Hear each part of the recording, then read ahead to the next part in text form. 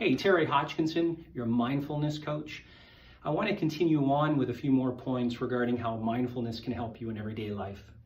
First of all, the last time that you saw me was the video before this one, and we had discussed how, on average, for the average person, it takes about 90 seconds for a difficult emotion to dissipate. That's providing you don't fuel it with any negativity, with any negative thinking, because that can fuel it and make it stronger and keep it around longer. So today I want to go over a little bit more in regards to why these things come up and why we're triggered by them. First of all, we all have past experiences. If you're living, you have a past. And in that past, there are experiences. Some are great experiences, some are wonderful experiences, but some are not so wonderful and not so great. They can actually be quite negative, they can be traumatic, they can be memories that bring back fears and insecurities and pain. And of course, as we go on in life, we tend to get away from those situations that might have created that, but we really don't forget about them. And a lot of them are in our subconscious mind, that programming. So what happens is when we're out in our everyday experiences, we have these situations where we start getting triggered. We start, hey, that reminds me of, and it can happen so fast because it's on a subconscious level that you just start being triggered, and all of a sudden you're now feeling these strong emotions and acting out of those emotions and behaving out of those emotions. And that might not be the healthiest or the most productive way to be, because in your now, in the here, in the now, in this present moment, the past is not here unless you're dragging it, continually dragging it into your present moment. So I want to talk to you about ways that we can look at helping to heal from this. Let's look at this for a second.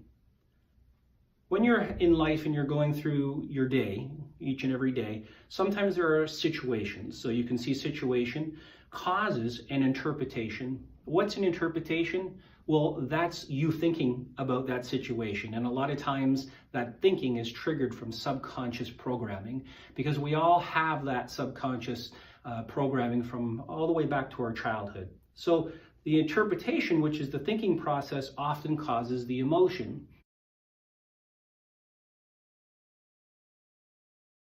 So this is how it works. Exactly as I just showed you on the chart.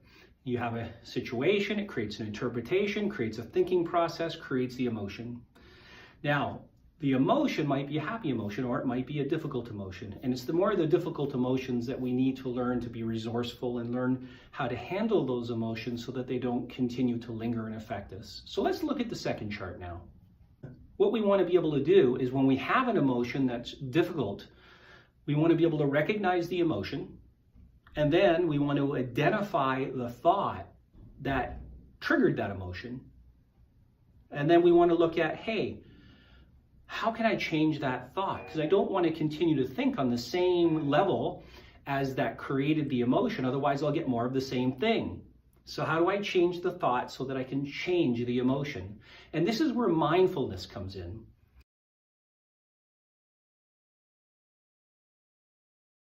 Mindfulness is the ability to take that step back and realize that you are not your thoughts, that your thoughts are a mechanism of the mind. You are the awareness behind your thoughts. You are the observer, the spectator. And when you're able to do that, then you can see what thought has created the emotion, and then look at changing the thought, because you're not attached to it. You're not identified to it. You realize that it's not the true you. You are something far beyond your thoughts. And then when you change it, then you're able to move forward. Now let's look at the third chart. Thoughts, they lead to your emotions, which lead to your decisions, and which lead to your actions or behaviors. So that's the idea, is with mindfulness training, you have the ability to realize that you are the awareness behind your thoughts, and that when a thought comes up, which often is triggered because our mental filters are filtering things through sometimes our past experiences. And now we're able to recognize that we've created emotion from a particular thought because we interpreted it that way, even though it might not have anything to do with the present moment. Something could have happened and you just interpreted it a certain way and it created this emotional response. But with mindfulness, you're able to step back and say, hold on a second, that really doesn't exist in the present moment. I'm not attached to that. I'm not going to invest in that. And then look at what thought would be more appropriate. Change up the thought, change up the emotion, change up the actions and the behaviors, and you're on your way to a better day. So I hope that helps, and there'll be more coming from me as we continue our adventures in mindfulness. Thank you.